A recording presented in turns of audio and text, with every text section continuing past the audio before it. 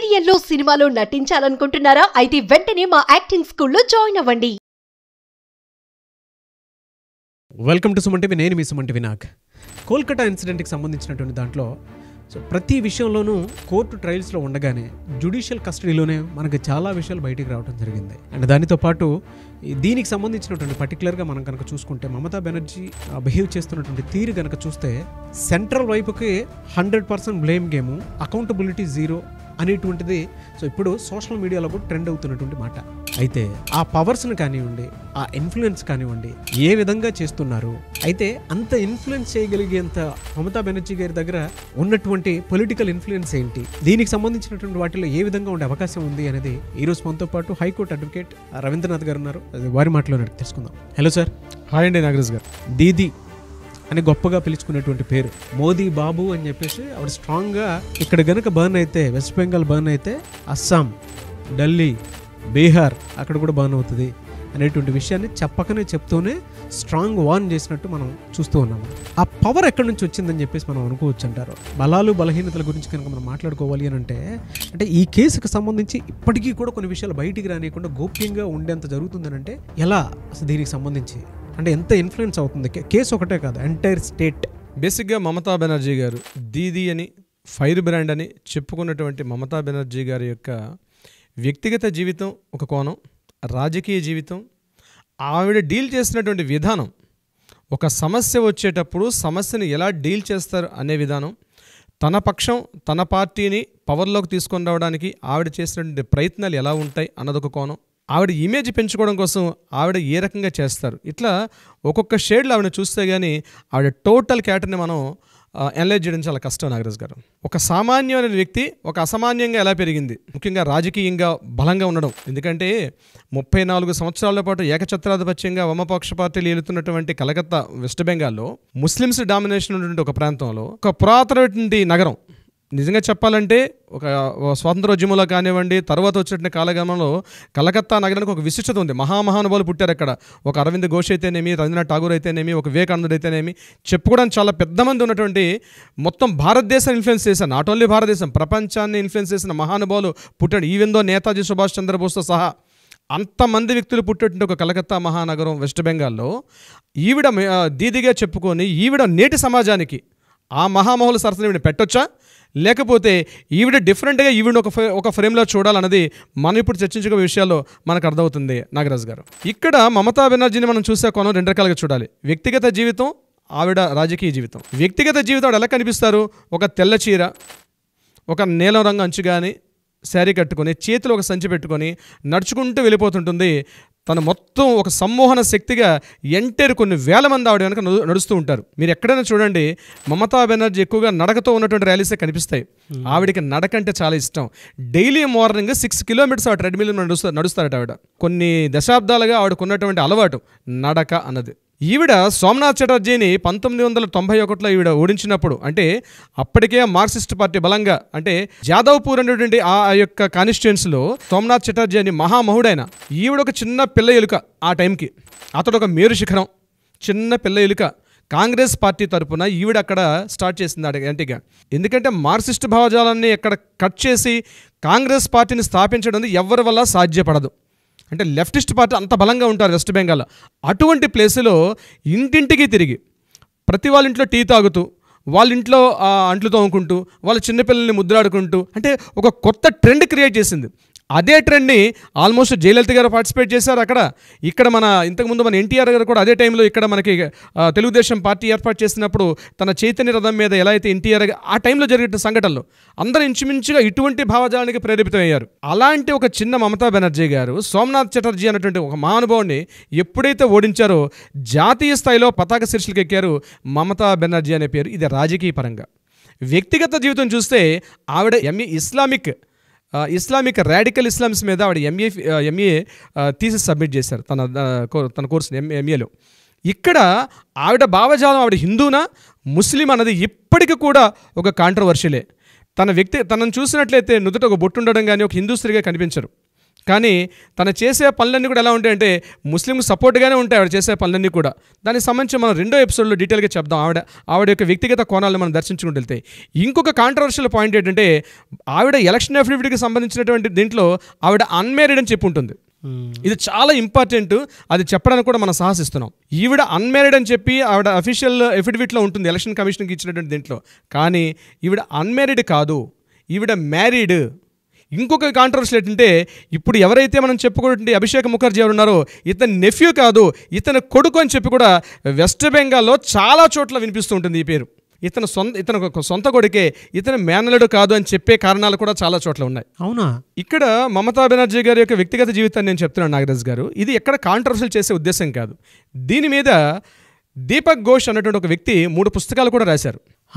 ఆ పుస్తకాల్లో ఇతని హస్బెండ్ పేరు రంజిత్ ఘోష్ అని, అలీపూర్ పోలీస్ స్టేషన్లో అతను ఒక ఆఫీసర్గా పనిచేశాడని, కానీ తన వ్యక్తిగత జీవితం పారదర్శకంగా ఉండాలని ఈ యొక్క విషయాన్ని తను చాలా హైడ్ చేసుకుంటూ తను ముందుకు వెళ్ళారనే విషయాన్ని దీపక్ ఘోష్ అనే వ్యక్తి 3 పుస్తకాలు రాశారు. 2 పుస్తకాలు బెంగాలీలో రాశారు. I know very close to the her అని చెప్పి ఒక పుస్తకం ఇంగ్లీష్లో రాశారు. ఆ పుస్తకాల విషయాన్ని నేను ఇక్కడ మీకు చర్చిస్తున్నాను.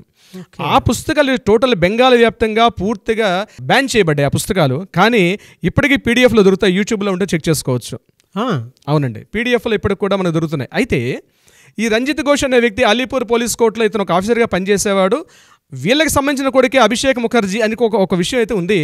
చాలామంది బెంగాలీస్ ఇప్పటికి కూడా నమ్ముతారు ఈ విషయాన్ని, దాన్ని పెద్దగా తీసుకెళ్లరు. అది ఈ విషయాన్ని బయటికి వెళ్లకుండా ఉండడంలో కూడా మమతా బెనర్జీ చాలా చాణక్య నీతి ఉపయోగించిందంటారు. ముఖ్యంగా అక్కడ ఉన్న ఎలక్ట్రానిక్ ప్రింటింగ్ టోటల్ మీడియా తన గ్రిప్లో ఉంటుంది. ఈవిడికి ఐటీ విభాగంలో ప్రత్యేకంగా ఒక శాఖ ఉంటుంది, ఒక విభాగం. అంటే ఈవిడికి సపోర్ట్గా మాట్లాడే ఒక వింగ్ పనిచేస్తుంటుంది. ఈవిడికి ఎవరైనా యాంటీగా మాట్లాడారు అంటే ఇమ్మీడియట్గా వాళ్ళని ఆ పోస్ట్ నుంచి తీసేయడం కానీ, వాళ్ళని సస్పెండ్ చేయడం కానీ ఏదో జరిగిపోద్ది బెంగాలీలో. అవునా? ఇలాంటి దుర్ఘటనలు చాలా జరిగాయి మమతా బెనర్జీ గారు. ఇక్కడ దీది, అక్కడ మోడీ, పేర్లు చాలా సిమిలర్గా ఉంటాయి కానీ జరుగుతున్న విషయాలు అవే. మనం మోడీ గారిని విమర్శించే స్థాయికి వెళ్ళడానికి కారణం ఏంటంటే దీదీ గారికి ఆ రాష్ట్రంలో ఉన్నటువంటి పట్టు ఆ స్థాయిలో ఉంటుంది. ఒక దశలో జయప్రకాష్ నారాయణ గారు ర్యాలీ తీస్తున్నప్పుడు, ఆ ర్యాలీ అరౌండ్ నేను చెప్పేది 1971-72లో జరిగిన సంఘటన. అప్పట్లో భయంకరంగా ఆ టైంలో జరుగుతుంది ఈ నిరసనలు పెళ్లిబుకుతున్న సమయంలో ఆయన కారు బానెట్ ఎక్కి డ్యాన్స్ ఆడారు దుర్గాదేవిలాగా. ఇప్పటికి కూడా ఆ వీడియోలు వైరల్ అవుతుంటాయి మనకి యూట్యూబ్లో చూసినట్లయితే. అప్పుడున్న ఫోటో క్లిప్పింగ్స్ కూడా. అంటే చాలా డేరింగ్ అండ్ డాషింగ్ ఉమెన్ చిన్నప్పటి నుంచి కూడా ఆవిడ చేసే పనులు కూడా అలాగే ఉంటాయి. ఈవిడ పివి నరసింహరావు హయాంలో ఒకసారి, మన్మోహన్ సింగ్ గారు ప్రధానమంత్రిగా పనిచేస్తున్న సమయంలో 2 సార్లు ఈవిడ రైల్వే శాఖ మంత్రిగా పనిచేస్తారు సెంట్రల్ గవర్నమెంట్లో. ముఖ్యంగా ఇందిరాగాంధీ 1984లో ఈవిడ ఎప్పుడైతే సోమనాథ్ చటర్జీని ఓడించి, ఎప్పుడైతే ఒక చిన్న స్థాయి ఒక వ్యక్తి కాంగ్రెస్ పార్టీలో ఒక మామూలు సాధారణ వ్యక్తి, సాధారణ స్త్రీ, ఈవిడ ఎప్పుడైతే సోమనాథ్ చటర్జీని ఓడించారో ఇందిరాగాంధీ గారు కూడా ఈవిని పిలిపించి ఈవిడ గురించి డిస్కషన్ చేయడం జరిగింది. అయితే 84 అక్టోబర్లో ఇందిరాగాంధీ గారు మరణించారు. దాని తర్వాత జరిగిన పరిణామాలు, రాజీవ్ గాంధీ గారి సమయంలో కానీ, తర్వాత జరిగినటువంటి పివి నరసింహరావు గారు మన్మోహన్ సింగ్ టైంలో కూడా రైల్వే శాఖ మంత్రిగా పనిచేశారు. రైల్వే శాఖ మంత్రిగా వెస్ట్ బెంగాల్కి అత్యున్నత రైల్వే సేవలు విస్తరించడంలో చాలా తోడ్పడుతుంటారు. ఈ సమయంలో కాంగ్రెస్ పార్టీతో విభేదాలు చెంది ఈవిడ 91లో కాంగ్రెస్ పార్టీ నుంచి విడిపోయి AITMC, all India Trinamool Congress party అని కొత్త పార్టీని ఏర్పాటు చేసి కాంగ్రెస్ పార్టీతో విభేదం చెందింది.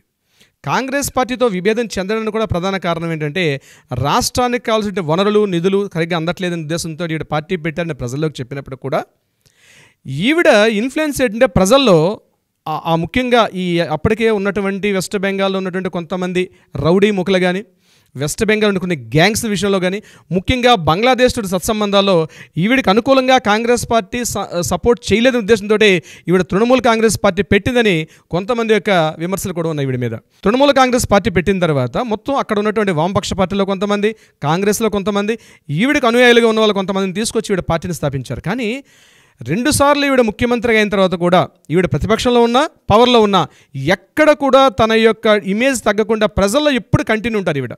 దీనికి నిదర్శనం రీసెంట్గా ఈ కలకత్తా రేప్ అండ్ మర్డర్ కేసులో ఈవిడ ఇమీడియట్గా ధర్నాకు ప్రొటెస్ట్ చేయడం దిగడం అన్నది ఈవిడ యొక్క పూర్తి నిజస్వరూపం మన బయటపడుతుంది. ఈవిడ ముఖ్యమంత్రిగా పనిచేస్తున్న సమయంలో మరొక పెద్ద సంఘటన జరిగింది ఇలాంటి రేప్ అండ్ మర్డర్ కేసే.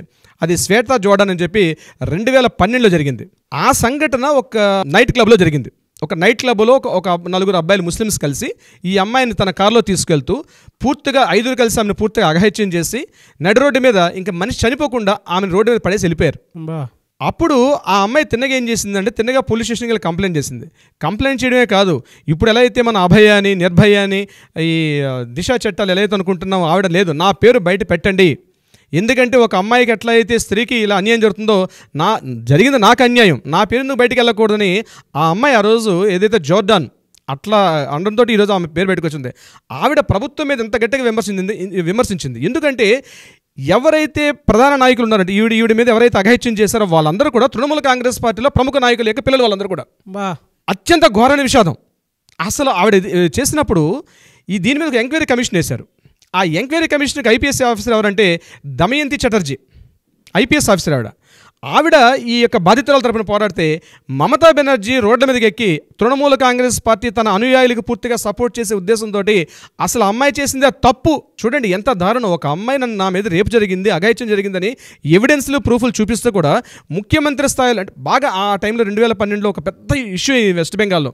అప్పుడంత మీడియా లేదు కాబట్టి న్యూస్ బాగా రాలేదు, కానీ చాలా పెద్ద ఇష్యూ అయింది వెస్ట్ బెంగాల్లో. కంటిన్యూగా ఒక 1 month పాటు ఇదే న్యూస్. ఆ టైంలో జోర్డాన్ చేసిందే తప్పు, ఆవిడ కావాలని ఇట్లా చేసిందని చెప్పి తన పార్టీ మొత్తం నాయకులు వెనకేసుకొచ్చింది ఆ రోజు మమతా బెనర్జీ గారు. అయితే అదృష్టవశాత్తు ఆ రోజు ఉన్నటువంటి దమయంతి చటర్జీ ఏదైతే ఆవిడ ఉన్నారో ఐపీఎస్ ఆఫీసరు, ఆవిడ నిజంగా సీఎం మీద యాంటీ అయ్యి ఇష్యూని భయంకరంగా తీసుకొచ్చారు బయటికి.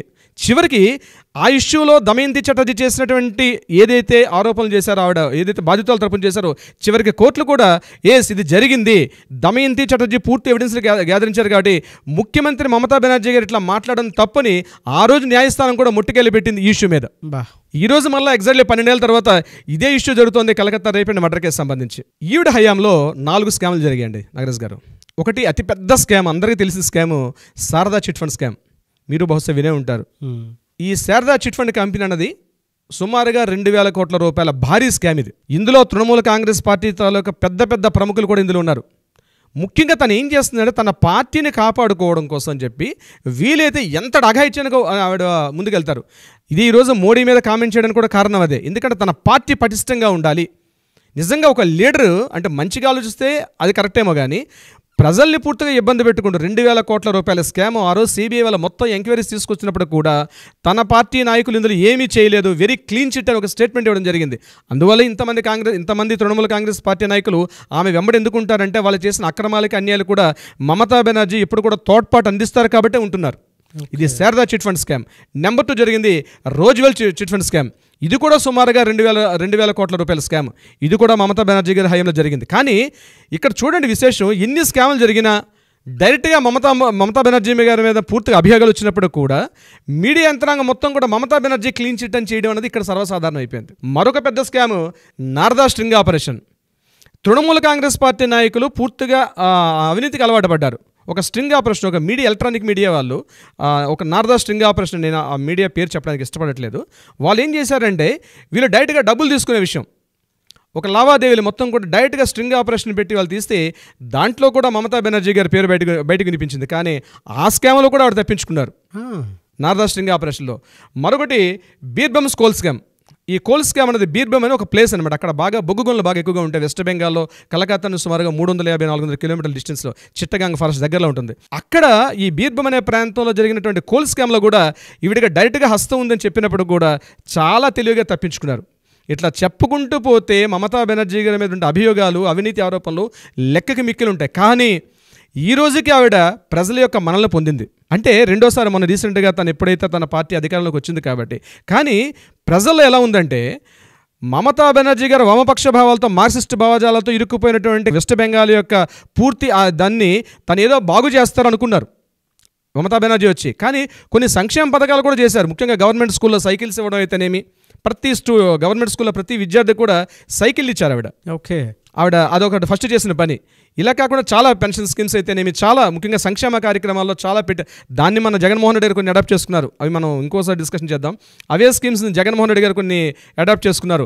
అక్కడ చెన్నైలో ఉన్న జయలలిత గారు కొన్ని అడాప్ట్ చేసుకున్నారు. దీనికి సంబంధించి ఏదైతేనే కొన్ని సంక్షేమ పథకాలు చేసుకున్నప్పుడు కూడా అవినీతి ఆరోపణలో మమతా బెనర్జీ పెట్టింది పేరు, కానీ ఎక్కడ కూడా తన పేరు రాకుండా అద్భుతంగా మేనేజ్ చేసుకుంటారు. ఇదిలా ఉండగా 1000 రాబందులు తిన్న ఆ రాబందు కూడా ఏదో ఒక గాలివానికి పోయినట్టుగా ఈరోజు ఏదైతే జరుగుతుందో Calcutta rape and murder case సంబంధించి ఆవిడ మొత్తం సెంట్రల్ ఇరుక్కుపోయారని చెప్పడంలో ఎటువంటి డౌట్ లేదండి.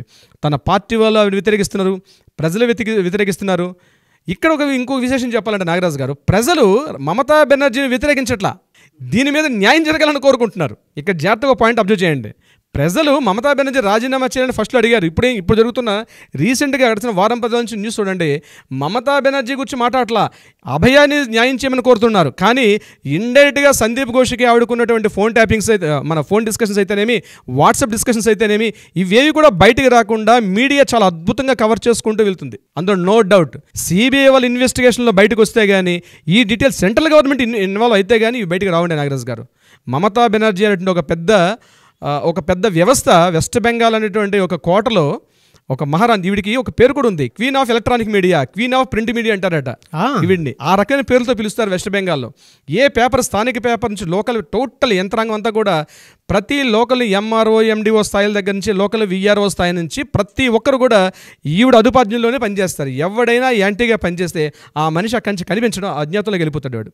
ఏం జరుగుతుందని తెలియదు. అంటే ఇది ఒక నియంత్రణతో పోకడన్నట్టుంది. కొంతమంది వెస్ట్ బెంగాల్ మిత్రులు కూడా మాట్లాడుతున్నారు, వెస్ట్ బెంగాల్ మీడియాతో కూడా మాట్లాడుతున్నాం. వాళ్ళు చెప్పేది అదే, ఇక్కడ వెస్ట్ బెంగాల్లో మాత్రం మమతా బెనర్జీ కాకుండా వేరే వాళ్ళు రావడానికి అవకాశం లేదు. మోడీ బాబు గారు ఎన్నో ట్రై చేస్తున్నారు పాపం. మోడీ గారు, నరేంద్ర మోడీ గారు ఇక్కడ బీజేపీ ఎంత ప్రాతినిధ్యం వచ్చినప్పుడు కూడా రాబోయే రోజుల్లో ఏం జరుగుతుంది అందే కాలం నిర్ణయిస్తుంది నాగరాజ్ గారు. ఎండ్ ఆఫ్ ద డే దీనికి సంబంధించినది అయితే ప్రస్తుతానికి ఆవిడ అష్ట దిగ్బంధనంలో ఉన్నారు. ఉన్నారు ఆవిడైతే పూర్తిగా ఉన్నారు. జరగబోయేది మన పరిస్థితులు రేపు సుప్రీంకోర్టు సెప్టెంబర్ 5th ట్రయల్స్ అంటున్నారు. ఇది ఎక్కడ దారితీస్తుంది చూడాలి, మనం వెయిట్ చేయాలి. 2 days ఉంది. 2 days ఉంది. ఎనీవేస్ థ్యాంక్ యూ అన్న. No doubt you have a great knowledge and great research and great informative, అంటే ఆ కలెక్షన్ ఉంది చూసారా, no doubt hats off. Thank you so much Nagaraj గారు. Thank you so much.